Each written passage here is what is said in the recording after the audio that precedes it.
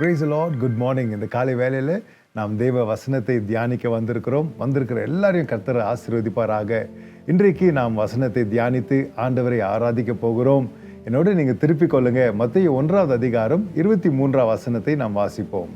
இதோ ஒரு கன்னிகை கர்ப்பவதியாகி ஒரு குமாரனை பெறுவாள், அவருக்கு இம்மானுவேல் என்று பெயரிடுவார்கள் என்று சொன்னான். இம்மானுவேல் என்பதற்கு தேவன் நம்மோடு இருக்கிறார் என்று அர்த்தமாம். இன்னைக்கு இதுதான் நாம் தியானிக்க போகிறோம். நம் தேவனுடைய பேர் இம்மானுவேல். இம்மானுவேல் என்றால் அவர் நம்மளோடு, தேவன் நம்மளோடு இருக்கிற நம் தேவனாக இருக்கிறாருங்க. இந்த வசனங்களை நாம் தியானிக்க போகிறோம். அவர் எப்படியெல்லாம் நம்மளோடு இருக்கிறார் என்ற காரியங்களை நம்ம பார்க்க போகிறோம். அவர் நம்மளுக்கு வாக்குத்தத்தமாக கொடுத்திருக்கிறார். I will be with you. நம்மளோட தேவன் இருக்கிறேன்ட்டு வாக்குத்தத்தத்தை கொடுத்திருக்கிறார். அதை நாம் தியானிக்க போகிறோம். முதலாவது 1 திமோத்தி 3 அதிகாரம் 16 வசனத்தில் நாம் பார்க்கிறோம். அவர் மாம்சமாக நம் மத்தியில் வெளிப்பட்டார். He was revealed in the flesh. யோவான் 1 அதிகாரம் 14 வசனத்தில் நாம் இப்படி வாசிக்கிறோம். அந்த வார்த்தை மாம்சமாகி கிருபையினாலும் சத்தியத்தினாலும் நிறைந்தவராய் நமக்குள்ளே வாசம் பண்ணினார். அவருடைய மகிமையை கண்டோம். அது பிதாவுக்கு ஒரே பேரானவருடைய மகிமைக்கு ஒப்பாயிருந்தது. அவர் மாம்சமாக வெளிப்பட்டார். அந்த வார்த்தை மாம்சமாகி கிருபையினாலும் சத்தியத்தினாலும் அவர் நிறைந்தவராய் இருந்தார். Praise the Lord. அப்ப மாம்சமானவர் அவர் நம்மளுக்கு வெளிப்பட்டிருக்கிறாருங்க. அவர் நமக்கு கிருபையினாலும் சத்தியத்தினாலும் நிறைந்திருக்கிறவர் நம்மளோடு இருக்கிறார். Praise the Lord. உங்க அன்றன்ற வாழ்க்கைக்கு தேவ சத்தியத்தினால நம்ம எப்படி நிரப்பப்பட்டிருக்கிறோம்னா, நம்மளோடு இருக்கிற இம்மானுவேல் கிருபையினாலும் சத்தியத்தினாலும் இம்மானுவேல் நிரப்பப்பட்டவராக இருக்கிறார். ஹல்லேலூயா. அவர் நம்மளோடு இருக்கிறேன் வாக்குத்தத்தம் பண்ணியிருக்கிறார். இரண்டாவதாக நாம் பார்க்கிறோம், தேவன் நம்மளோடு இருக்கிறதுனால அவர் நம்ம மீட்பராக நம்மளோடு இருக்கிறார். அவர் இம்மானுவேலா இருக்கிறார், நம்மளோடு இருக்கிறார். எப்படி இருக்கிறார் என்று நாம் பார்க்கிறோம். முதலாவது மாம்சத்தில் அவர் வெளிப்பட்டார், கிருபையினாலும் சத்தியத்தினாலும். அதனால தான் நம்மளுக்கு கிருபைக்கு குறைவே இல்லைங்க. ரெண்டாவது அவர் மீட்பராக நம்மளோடு இருக்கிறார் என்று பார்க்கிறோம். என்னோட திருப்பிக் கொள்ளுங்க. 1 பேதுரு 1 அதிகாரம் 18 வசனம் 19 வசனத்தை இப்படி வாசிக்கிறோம். குற்றமில்லாத மாசற்ற ஆட்டுக்குட்டியாகிய கிறிஸ்துவின் வெளியேற பெற்ற இரத்தத்தினாலே மீட்கப்பட்டீர்கள் என்று அறிந்திருக்கிறீர்களே. அவருடைய இரத்தத்தினாலே நாம் மீட்கப்பட்டிருக்கிறோம் என்று நாம் அறிந்திருக்கிறோம். Praise the Lord. தினந்தோறும் நாம் மீட்கப்பட்டிருக்கிறோம், மீட்கப்பட்டு கொண்டே இருக்கிறோம். அந்த ரத்தம் நம்மளோடு இருக்கிறதுனால, அவர் இம்மானுவேலா நம்மளோடு இருக்கிறதுனால அவர் நம்மளை சுத்திகரித்து கொண்டே இருக்கிறார். அவர் நம்மளை பரிபூர்ணமாக்கி கொண்டே இருக்கிறார். நம்ம பாவம் செய்யும் போது, ஆண்டவரே நான் பாவம் செஞ்சிட்டேனே, அந்த குற்ற மனப்பான்மை நமக்கு வரும்போது, நாம் மனம் திரும்பும் போது, நம்மளை ஆண்டவர் கருத்துல நம்ம ஒப்பு கொடுக்கும் போது, தேவன் அந்த ரத்தத்தினால நம்மளை சுத்திகரிக்கிறார். அவர் எப்பொழுது நம்மளோடு இருக்கிறார். நம்ம பிரதான ஆசாரியராக நம்மளோடு இருக்கிறார். நமக்காக பரிந்து பேசி கொண்டிருக்கிறார். இதெல்லாம் நம்ம கேட்கும் போது நம்ம உள்ளத்திலிருந்து ஆராதனை எழும்ப வேண்டும். ஆண்டவரே உமக்கு நாங்க நன்றி சொல்லுகிறோம்யா. சும்மா எங்களோடு அவர் இல்லை, அவர் இருக்கிறதுனால நாம் தினந்தோறும் கிருபையினாலும் சத்தியத்தினால நிரப்பப்பட்டு கொண்டிருக்கிறோம். அவர் நம்மளோடு இருக்கிறதுனால நாம் மீட்பில் தினந்தோறும் அந்த அனுபவத்தில் நடந்து கொண்டிருக்கிறோம். மூன்றாவதாக நாம் பார்க்கிறோம் 2 கொரிந்தியர் 5 அதிகாரம் 19 வசனத்தில் இப்படி சொல்லுகிறது. தேவன் உலகத்தாருடைய பாவங்களை எண்ணாமல் கிறிஸ்துவுக்குள் அவர்களை தமக்கு ஒப்புரவாக்குதலின் உபதேசத்தை எங்களிடத்தில் ஒப்புவித்தார். கிறிஸ்து நம்மளை தேவனிடத்துல ஒப்புரவாக்கி கொண்டிருக்கிறாருங்க. ஹல்லேலூயா.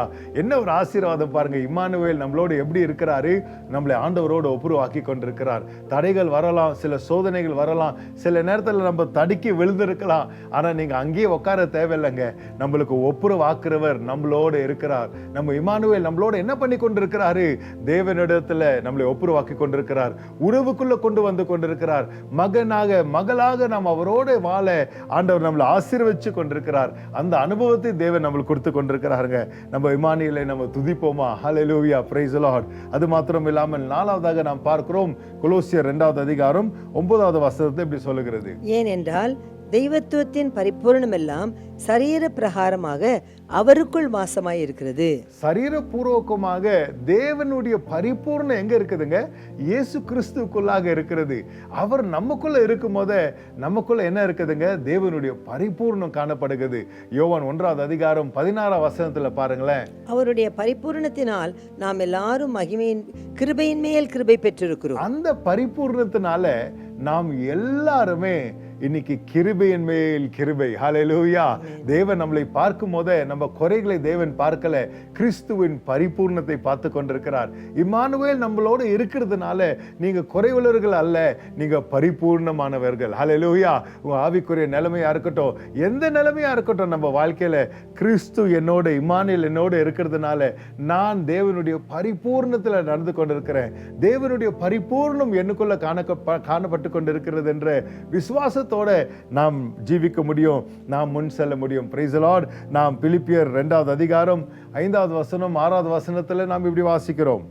அவர் தேவனுடைய ரூபமாய் இருந்தும் தேவனுக்கு சமமானதை கொள்ளையாடின பொருளாக எண்ணாமல் தம்மை தாமே வெறுமையாக்கி அடிமையின் ரூபம் எடுத்து மனுஷ சாயலானார். Praise the Lord. அவரை நாம் பார்க்கும்போது அவர் ஒரு நல்ல உதாரணமாக இருக்கிறார். தேவனாக அவர் இருந்தாலும் அவர் என்ன பண்றாருங்க, தன்னைத்தானே வெறுமையாக்கி கொள்கிறார். ஒரு நல்ல எக்ஸாம்பிள், ஒரு தாழ்மையின் உதாரணத்தை நாம் பார்க்கிறோம். இயேசுடைய வாழ்க்கையை நாம் பார்க்கும் போதே நம்ம தினந்தோறும் வாழ்க்கைக்கு நாம் எப்படி ஜீவிக்க வேண்டும், இந்த நாட்கள்ல நாம் எப்படி செயல்பட வேண்டும், எல்லாவற்றுக்கும் அவர் ஒரு பெர்ஃபெக்ட் பரிபூர்ணமான உதாரணமாக இயேசு இருக்கிறார். அவர் எங்க இருக்கிறாரு? இம்மானுவேல் நம்மளோடவே இருக்கிறார். நான் எப்படி நடக்கணும், எப்படி பேசணும், எப்படி என்னுடைய பிரதி உத்தர இந்த உலகத்தில் இருக்கணும், எல்லாவற்றுக்கும் இம்மானுவேல் என்னோடு இருக்கிறாருங்க. உதாரணமாக இருக்கிறார். பரிசுத்தத்தை சொல்லிக் கொடுக்கிறார், எனக்கு ஜெபிக்க சொல்லிக் கொடுக்கிறார், நம்ம எப்படி நடந்து கொள்ளணும்னு சொல்லிக் கொடுக்கிறார், எப்படி அன்பு கூறணும்னு சொல்லிக் கொடுக்கிறார், எப்படி தாழ்மையா இருக்கணும்னு சொல்லிக் கொடுக்கிறார், தேவனுக்கிட்ட நம்மளை எப்படி நம்ம ஒப்பு கொடுக்கணும், அவர் சித்தத்துக்கு பிரகாரமா நம்ம எப்படி நடக்கணும், என்னுடைய விருப்பம் இல்ல ஆண்டவரே என்று நம்ம அந்த அர்ப்பணிப்புக்குள்ள நம்ம எப்படி வரணும், எல்லாவற்றையும் ஆண்டவர் நம்மளுக்கு உதாரணமாக இம்மானுவேல் நம்மளோட இருக்கிறார். Praise the Lord. 2 கொரிந்தியர் 6வது அதிகாரம் 16வது வசனத்துல நாம் எப்படி வாசிக்கிறோம். அவர் நான் அவர்களுக்குள்ளே வாசம் பண்ணி அவர்களுக்குள்ளே உலாவி அவர்கள் தேவனாயிருப்பேன், அவர்கள் என் ஜனமாயிருப்பார்கள் என்று தேவன் சொன்னபடி நீங்கள் ஜீவனுள்ள தேவனுடைய ஆலயமாய் இருக்கிறீர்களே. ஹல்லேலூயா. ஜீவனுள்ள தேவனுடைய ஆலயமா நம்ம இருக்கிறோம். அவர் நமக்குள்ள எப்படி இருக்கிறாரா?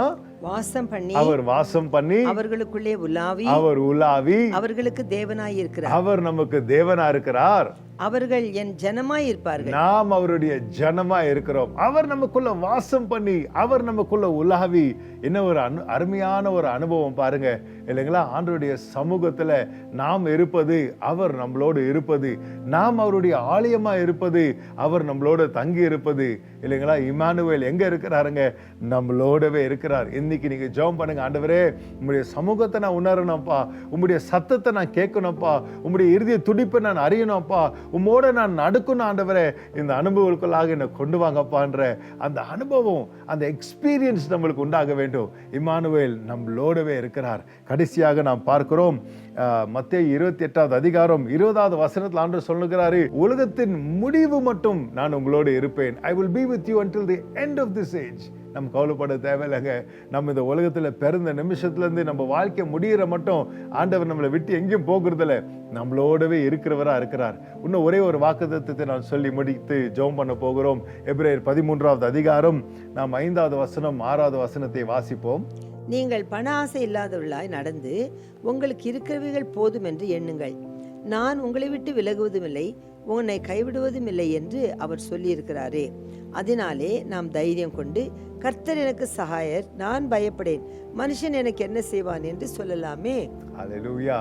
ஆண்டவர் இந்த வாக்குத்தத்தத்துல பார்க்கும்போது ஒரு சின்ன கண்டிஷன் அங்க முன்னாடி வைக்கிறாரு. 5வது வசனத்துல நம்ம பார்க்கிறோம், நீங்கள் பண ஆசை இல்லாதவர்களாய் நடந்து, நீங்க பண ஆசை இல்லாதவர்களாக நடக்கும்போது உங்களுக்கு இருக்கிறவைகள் போதும் என்று எண்ணுங்கள். அந்த ஹார்ட் ஆஃப் கண்டென்ட்மெண்ட், எனக்கு இருக்கிறதை போதும் என்று நான் எண்ணுகிறேன், நான் உன்னை விட்டு விலகுவதும் இல்லை. அப்பொழுது ஆண்டவர் சொல்றாரு, நான் உன்னை விட்டு விலகிறது இல்லை. இல்லைங்களா?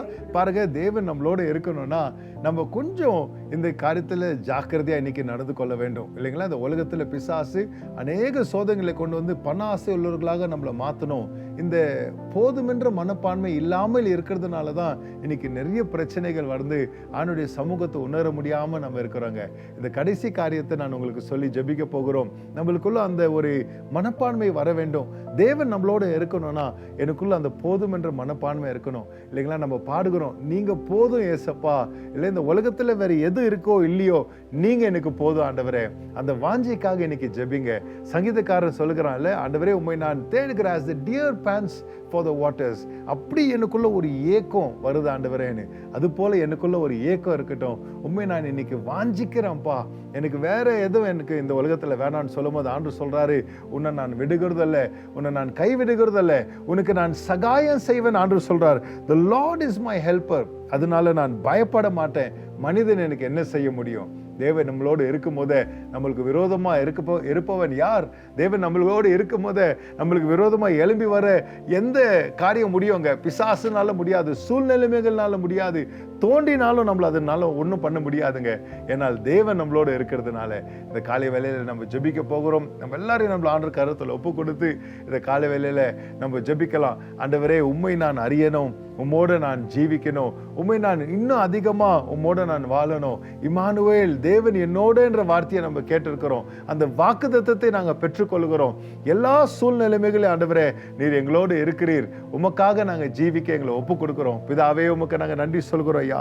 இந்த காலை வேளையில உம்முடைய வார்த்தையை நாங்க கேட்டிருக்கிறோம். உம்முடைய வார்த்தையின் பிரகாரமாகவே ஆண்டவரே நாங்க ஜெபிக்கிறோம். மாம்சமாக நீர் வெளிப்பட்டீரப்பா. எங்களுடைய இம்மானுவேல் எங்களோடு நீர் இருந்து எங்களை மீட்டு கொண்டு இருக்கிறீர் ஐயா. ஆண்டவரே நீர் எங்களை ஒப்புருவாக்கி கொண்டிருக்கிறீங்கப்பா. ஒரு நாளும் ஆண்டவரே தேவ முழுமையால the fullness of God எங்களை நீர் நிரப்பிக் கொண்டிருக்கிறீர் ஐயா. உதாரணமாக இம்மானுவேல் எங்களோடு நீர் இருக்கிறீர் ஐயா. எங்களுக்கு துணையாளரா எங்களோடு இருக்கிறீர் ஐயா. ஒரு நாள் எங்களுக்கு சகாயம் பண்ணி கொண்டிருக்கிறீர் ஐயா. உமக்கு நாங்க நன்றி சொல்லுகிறோம் ஆண்டவரே. இம்மானுவேல் தேவன் எங்களோடு எப்படியெல்லாம் நீர் செயல்படுகிறீர், எப்படியெல்லாம் உம்மை வெளிப்படுத்துகிறீர் என்று நாங்க பார்த்திருக்கிறோம். இந்த நாள் உம்முடைய வார்த்தையின் தைரியத்துல, உம்முடைய வார்த்தையின் பலத்துல நாங்க முன்ன செல்ல எங்களுக்கு உதவி செய்யுங்கப்பா. உமக்கு துதிகன மகிமை உண்டாகட்டும். இயேசு மூலம் ஜெபிக்கிறேன் பிதாவே. ஆமென், ஆமென். கர்த்தர் உங்களோடு இருப்பாராக. இம்மானுவேல் தேவன் நம்மளோடு இருக்கிறார். கர்த்தர் உங்களை ஆசீர்வதிப்பாராக. ஆமென்.